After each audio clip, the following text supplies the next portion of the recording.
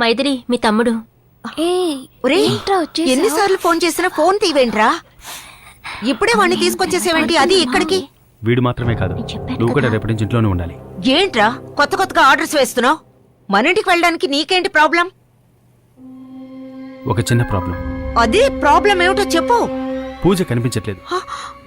పూజ కనిపించట్లేదా? ఒరే, నా మీద నమ్మకంతోనే వాళ్ళు వదిలి వెళ్లారు. ఇప్పుడు వాళ్ళకి ఏం సమాధానం చెప్పరు? అంతేకాకుండా నీకు తనకి పడదని ఈ ఫ్లాట్స్ లో ఉన్న వాళ్ళందరికీ తెలుసు.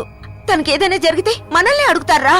అయ్యో అక్క, నువ్వు అనుకున్నట్టుగా ఏదీ జరగదు. నీకు చెప్పినా అర్థం కాదు. సరే, నేను నీతో తర్వాత మాట్లాడతాను. నేను ఇంటికి వెళ్ళి బ్లాక్ని ఆటోలో పంపిస్తాను, ఓకే?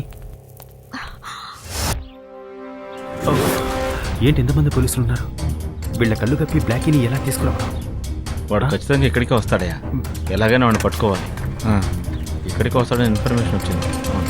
ఓయ్ బ్లాకీ, నువ్వెలా కిందకు వచ్చావు? నోరు మూసుకో, నాతో రా చెబుతాను. బ్లాకీ రారా ముందు. ఆగరా. రే, ఎక్కడికి వెళ్తున్నావు?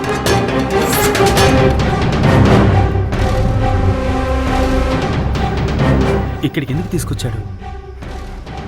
ఈ ఏరియాలో ఈ వ్యాన్ ఇప్పటి వరకు చూడలేదే. బ్లాకీ అక్కడే తిరుగుతోంది. Blackie!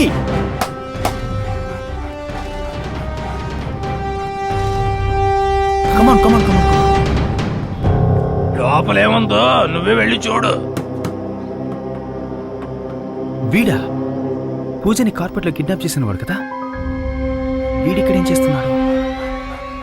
Something wrong.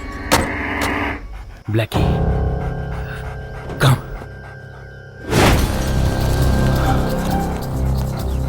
Blackie, get in fast.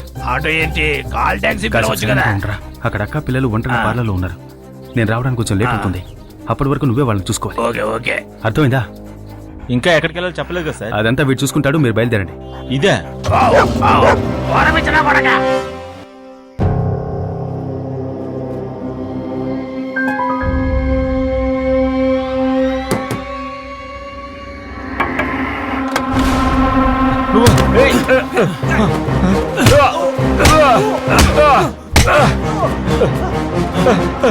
నేను వదిలేను సార్, నేను ఆపరేటర్ సార్.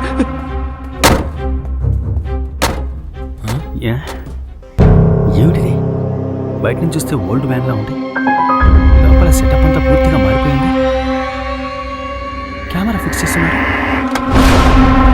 ఎవరు చేస్తుంటారు?